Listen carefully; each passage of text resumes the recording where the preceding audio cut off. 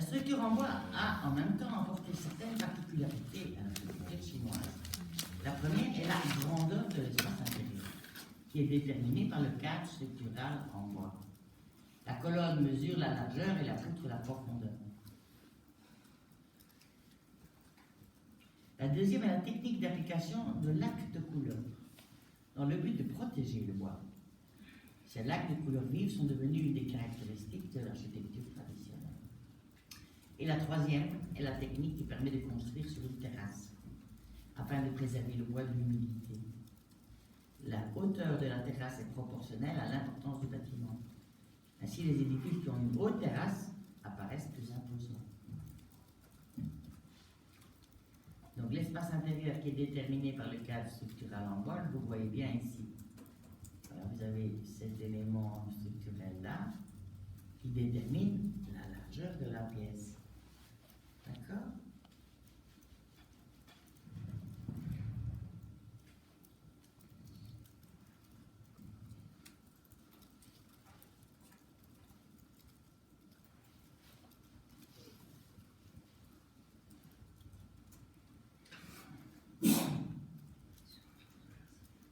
Voilà.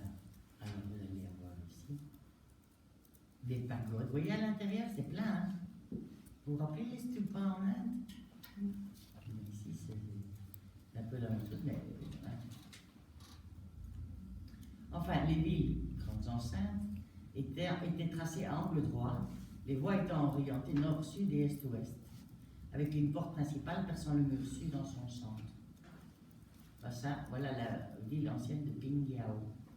Angle droit, les voies étaient orientées nord-sud et sud-ouest. Là, je vous ai mis des photos de 1906 d'un perruquier chinois.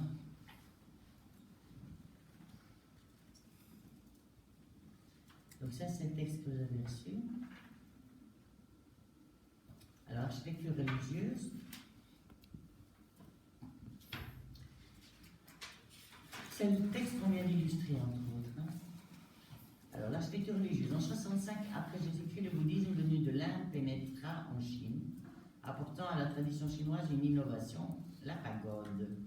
Celle du temple de Songyue sur le mont Song, dans le Hunan, date de 523 après Jésus-Christ. Construite en briques sur plan dodécagonal. Ça fait combien ça, dodécagonal?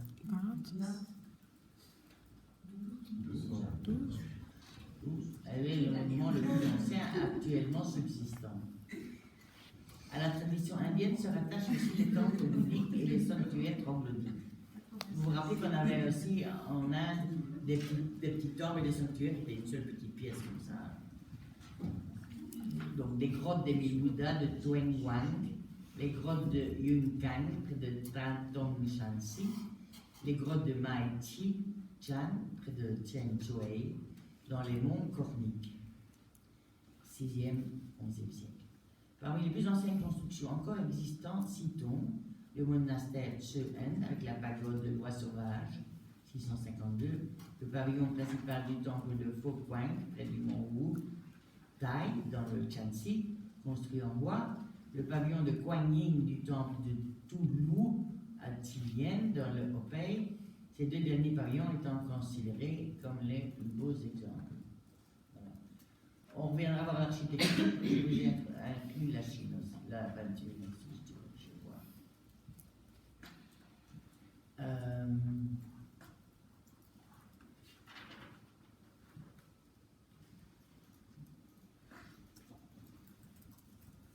Je vais tout chercher la suite de l'architecture. Oui, mais c'est parce que j'ai les peintures aussi, là.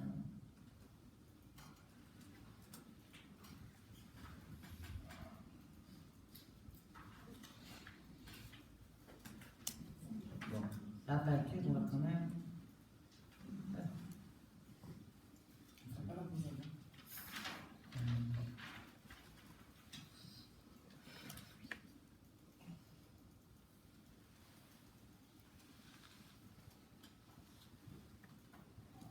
La peinture, on va quand même voir le théorique, mais pas trop de plan.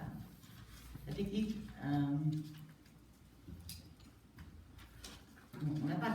oui, chez eux, on a seulement une peinture à l'eau et surtout des lavis d'encre sur un support de soie ou de papier. Les supports se présentent en rouleaux qui se déplient verticalement pour être lus de haut en bas. Et on appelle ça des kakemonos, c'est un mot japonais.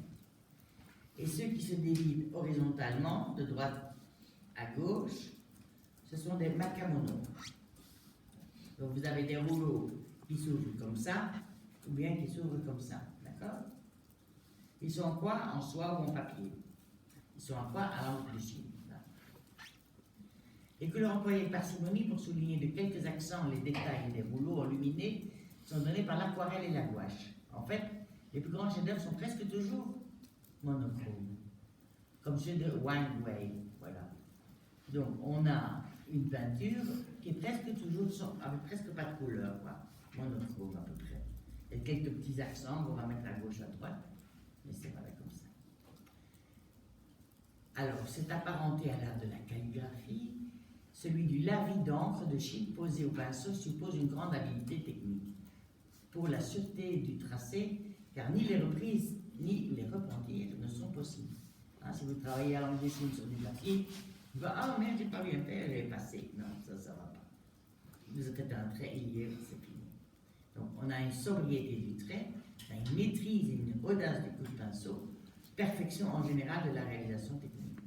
Ce sont les caractères communs aux peintures chinoises, dont il nous faut admirer en outre l'importance de la touche et un remarquable sens de la notation abrégée. Voilà un beau résumé ici. La touche, la manière dont ils vont déposer leur peinture, et une façon de notation abrégée, donc une manière de synthétiser les choses. Voilà, ici on a un repos de Chan, de la dynastie de Qin. On voit bien le trait de l'homme de Chine ici. Hein. Tchac, tchac, tchac, tchac, tchac. Bien que la ligne et l'arabesque l'emportent sur la couleur, les raffinements les plus extrêmes sont obtenus cependant par des dégradés en camailleux, dans des gammes de noir et de gris, grâce à l'usage de l'encre plus ou moins diluée. Voilà, donc les camailleux, c'est le ton sur ton. Hein. Et donc, plus vous diluez votre encre, plus elle est claire et plus vous avez des sortes de gris.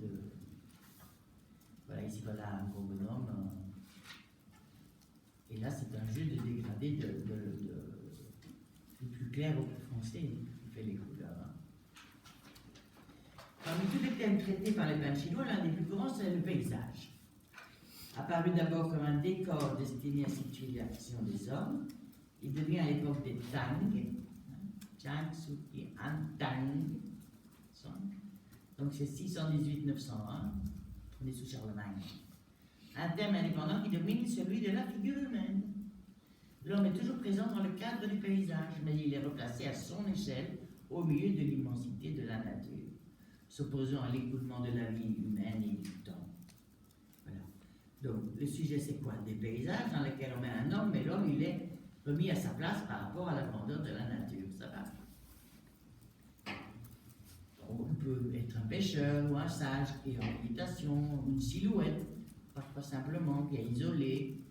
Il y a l'expression de la solitude et de la sérénité implique ce contenu philosophique propre à la peinture chinoise, la vision cosmique de l'univers vue dans sa permanence.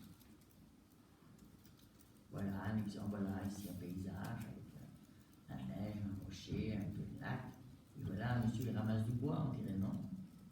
Promenade hivernale, voilà. Voilà, paysage composé, idéalisé, domine le motif des montagnes, des eaux. Ce sont des évocations plus que des représentations. Le souci de traduire le monde réel n'apparaît pas, au contraire, le but est d'évoquer des pensées, des méditations. Donc il n'essaye pas de représenter l'espace qu'il a devant les yeux, comme la pyramide d'Alberti, rien à voir. Il essaye d'évoquer des espaces de réflexion, de pensée, de méditation. Ce type de paysage ne donne pas l'illusion d'une vérité traduite par un trompe-l'œil et suggère l'infini de la nature. D'accord?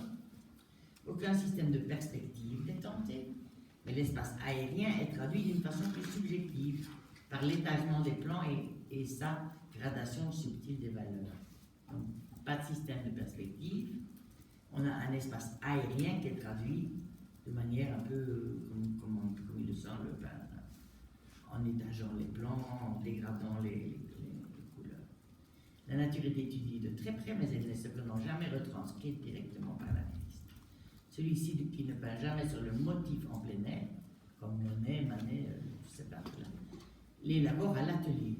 Donc c'est dans l'atelier que le peintre fait son tableau, destiné à décorer les demeures aristocratiques.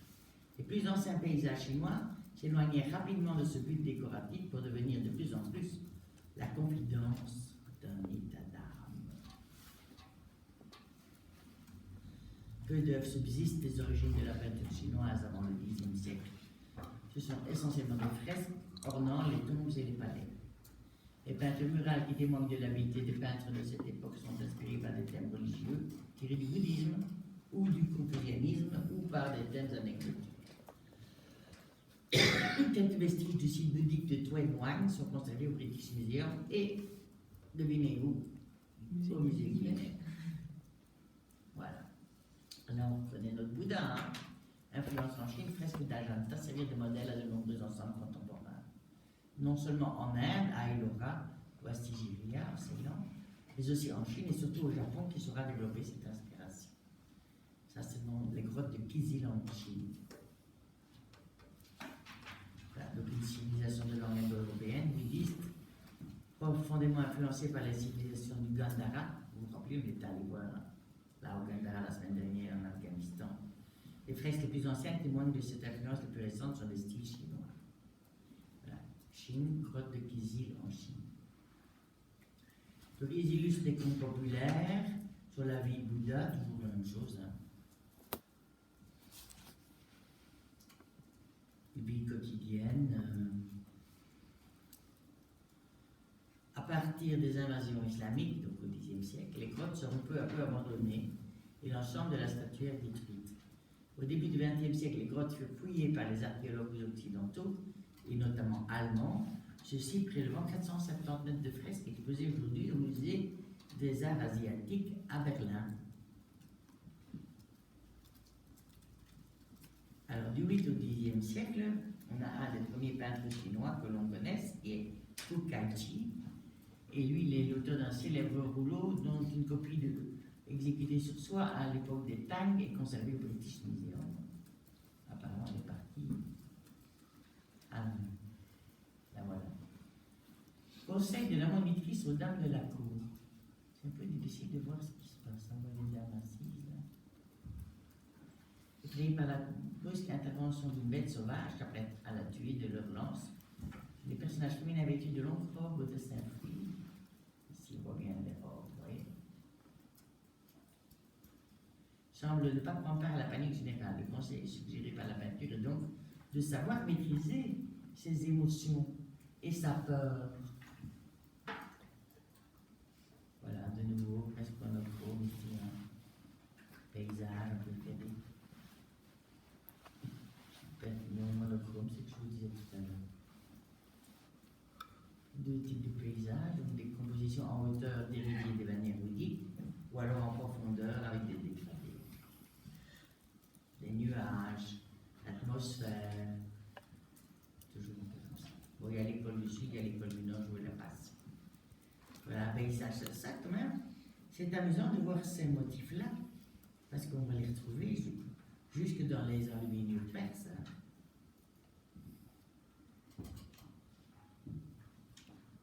Équilibre entre observation attentive et imagination.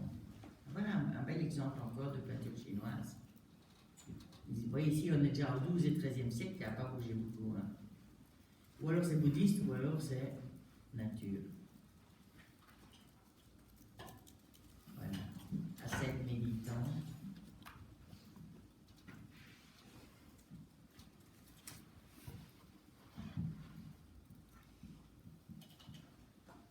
Encore un grand paysage. Est-ce qu'il y a un homme dedans? Je n'en vois pas. Non. Par contre, ici, il y a un petit oiseau sur un rocher.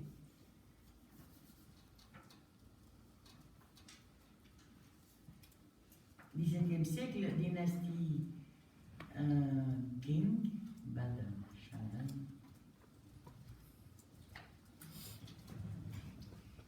l'impression d'avoir des collines dans le lointain. Alors ça, c'est notre Bouddha, Bodhidharma, venant d'Inde, qui a propagé en Chine le bouddhisme, Mahayana. Il est considéré après Tao Han comme l'un des fondateurs du Chan. Et donc lui, il est habillé avec le Pao, les grandes manches. Hein. Les grandes manches encore. Hein.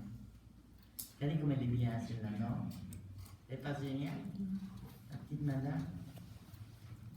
Avec ça, voilà. Sur le même principe, hein, ce sont des bandes de tissu. On a plus on veut que ce soit là, plus on en rajoute. Et puis on met une ceinture.